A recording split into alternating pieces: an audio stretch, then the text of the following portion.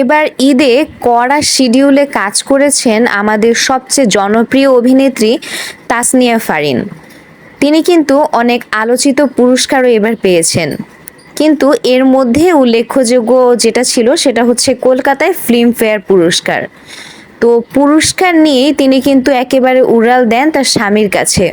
আর সেখানে এবার একটা ভয়াবহ ঘটনা ঘটে। তাসনিয়া ফারিন এবার দেশে ঈদ উদযাপন করেননি। তিনি গিয়েছিলেন স্বামী রেজওয়ানের সঙ্গে ঈদ উদযাপন করতে। তো দুজনে এবার তুরস্কে ঈদ উদযাপন করেছেন।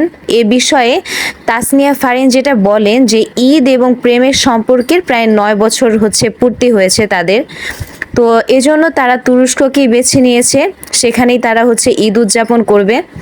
তো তিনি বলেন, আমি 5 এপ্রিল এখানে এসেছি। একই দিন যুক্তরাজ্য থেকে রেজওয়ানও এসেছে, মানে তার স্বামীও এসেছে।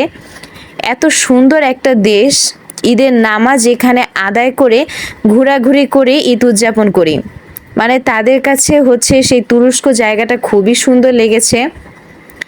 আর ফারিন কিন্তু তার ফেসবুক স্ট্যাটাসে আরও বলেন, ঈদের দিন জাহাজেও তারা ভ্রমণ করেছে। 1400 সালে চালু হওয়া হাম্মানের তুর্কি বার্তেও তারা গিয়েছিল।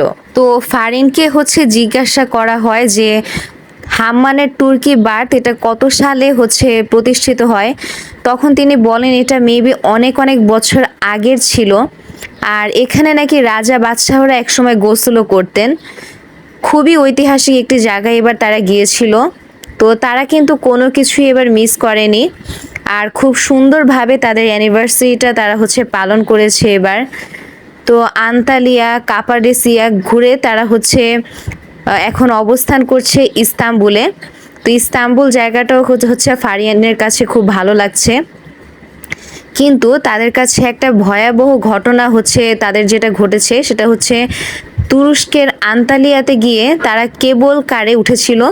তো সেখানে তারা যে কেবল কারটা উঠেছিল সে কেবল কারটা এবার ছিঁড়ে পড়ে গিয়েছিল। তো তাদের মৃত্যুর মতো অবস্থা হয়ে গিয়েছিল।